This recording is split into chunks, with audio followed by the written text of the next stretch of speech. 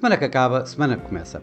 A semana que terminou foi uma semana onde as atenções se voltaram de novo para os importantes dados económicos, tanto na zona euro como nos Estados Unidos, mas onde os mercados ainda tiveram o impacto de algumas situações políticas e geopolíticas que acabaram por elevar a volatilidade dos mercados. É o caso das eleições norte-americanas, que vão ter o seu desfecho esta semana, em que as sondagens continuam a apontar para um empate técnico entre os dois candidatos, em que não há nenhuma previsão mais real sobre o resultado que iremos conseguir ver nos próximos dias, durante esta semana. Já no Japão, a questão foi diferente. O partido do governo, a coligação do governo, acabou por perder a maioria da Câmara Baixa no Japão, o que não acontecia, o que detinham desde 2009, criando algumas incertezas políticas no próprio Japão.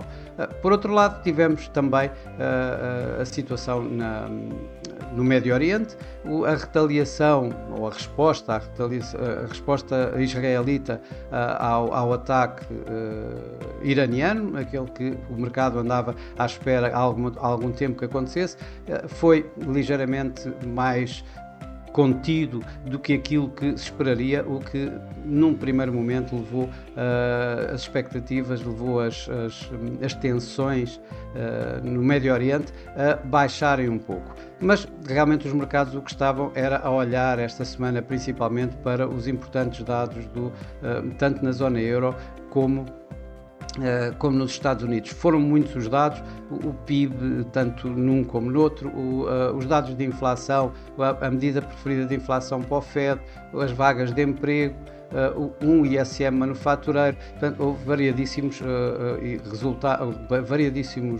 dados económicos a serem divulgados, o que provocou aqui assim algumas surpresas e alguns avanços e atrasos nos próprios mercados.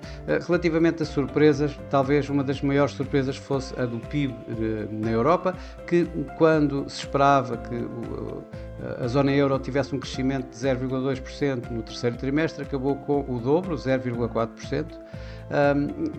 com a outra das surpresas ainda maiores. O mercado estava à espera de uma contração de 0,1% no terceiro trimestre na Alemanha, que acabou por não acontecer e antes acabou com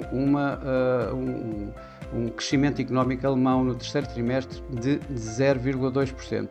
A inflação, que já se esperava de alguma forma que subisse dos 1,7%, acabou nos 2%, quando o mercado esperava 1,9%. A inflação subjacente manteve-se nos 2,7%.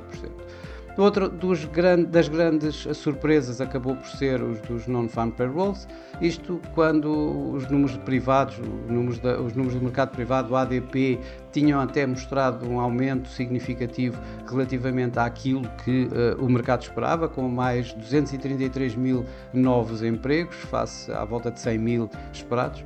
Os non-farm payrolls surpreenderam do lado contrário, ou seja, quando o mercado esperava cerca de 110 mil novos postos de trabalho, depois dos 250 revistos em baixo no mês anterior, a economia norte-americana mostrou que no terceiro trimestre tinha apenas crescido em 12 mil novos postos de trabalho. No entanto, a taxa de inflação manteve-se ali nos 4,1% em mínimos destes últimos meses, mas de facto o grande impacto, a grande surpresa foram os non-farm payrolls nos Estados Unidos.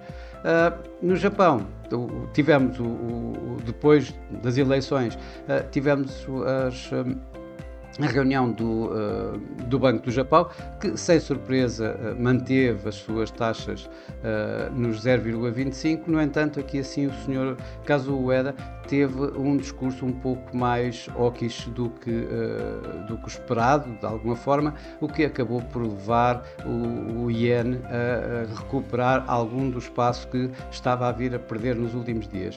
Por fim, também tivemos importantes resultados empresariais, desde a Amazon, a Meta, a Microsoft, e a Apple, mas que não foram muito conclusivos, ou seja, acabaram por ter resultados acima do esperado, mas grande parte deles tiveram alguns avisos, como por exemplo os crescentes investimentos que são necessários para o desenvolvimento da inteligência artificial, por exemplo, por parte do Meta, por parte da própria Microsoft, umas vendas menos conseguidas na Apple. Na China também acabou por refriar aqui um pouco o ímpeto destes resultados empresariais, que acabaram por não ter um impacto relevante ou muito relevante nos mercados durante esta semana.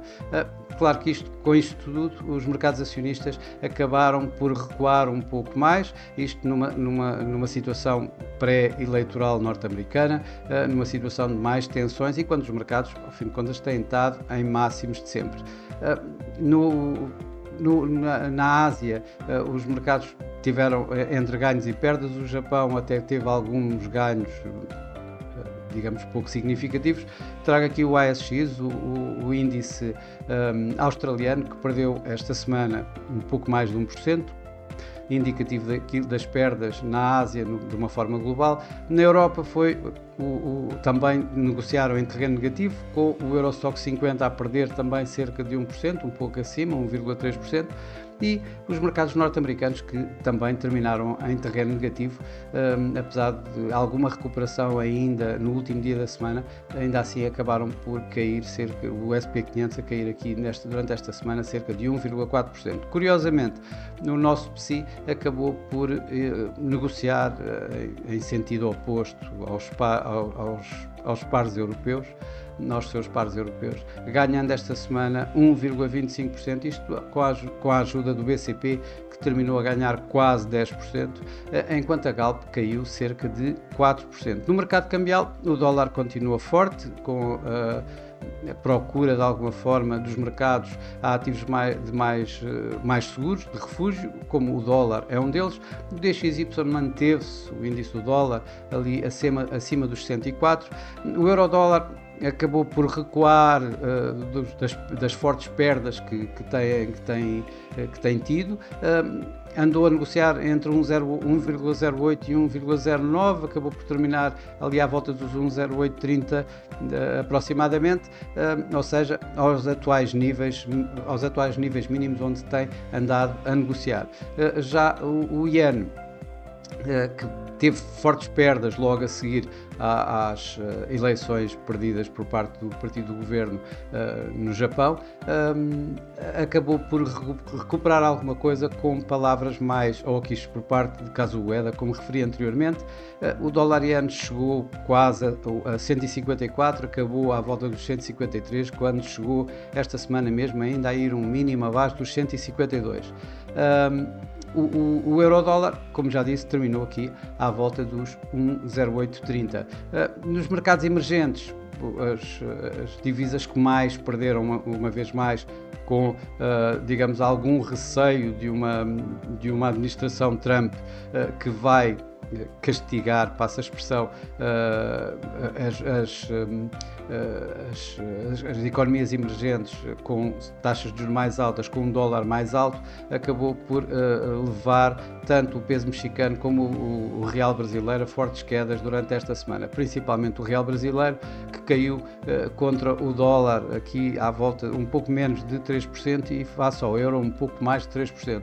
Já o peso mexicano perdeu aqui também cerca de 1,5% face ao dólar. No mercado de commodities, o ouro volta a continuar a ser um dos ativos de refúgio, a par com o dólar. Fez um novo máximo, desta vez muito perto já dos 2.800 dólares por onça de ouro, teve um máximo de 2.790, acabou com um ganho marginal na semana de 0,3%.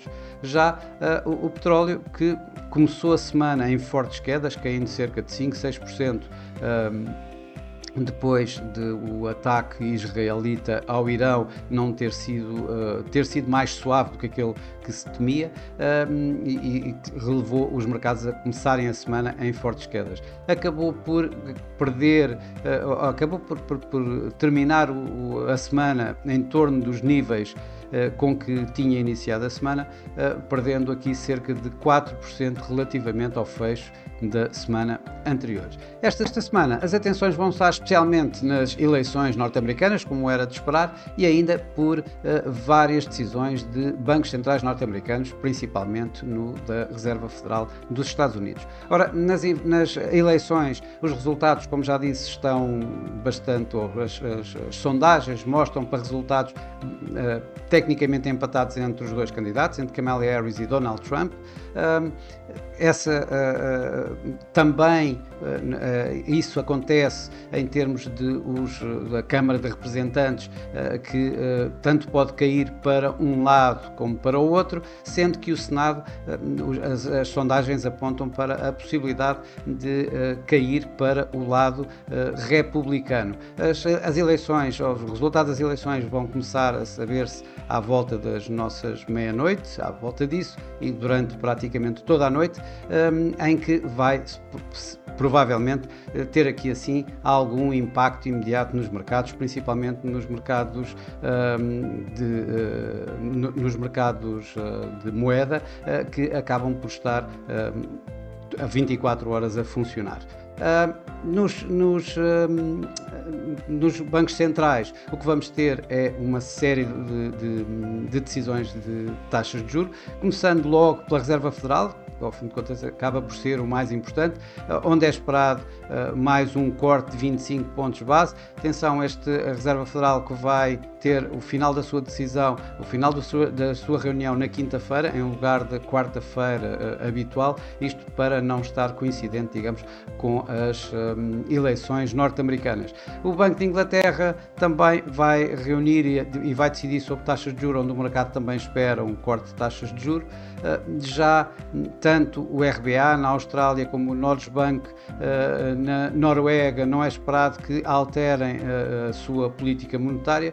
Ainda temos mais dois bancos, temos o banco sueco, o Riksbank, onde é esperado um corte de taxas de juros, e temos o Banco do Brasil, onde é esperado uma subida de taxa de juros, 50 pontos base, na sua taxa de juros de 10,75 para 11,25. Vamos ter alguns dados económicos, embora vá ser uma semana bastante mais ligeira do que as últimas.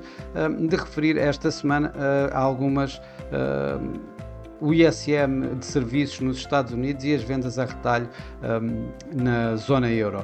Ainda vamos continuar a ter a época de resultados, bastante também um pouco mais calma, com empresas menos impactantes do que as que temos tido nas últimas semanas. Eu referiria esta semana algumas nacionais a mostrar resultados, como por exemplo a EDP Renováveis e ainda os CTT. Bom, para já é tudo. Desejo a todos uma boa semana, bons negócios, e para a semana cá estarei com mais um Semana que Acaba, Semana que Começa. Até lá!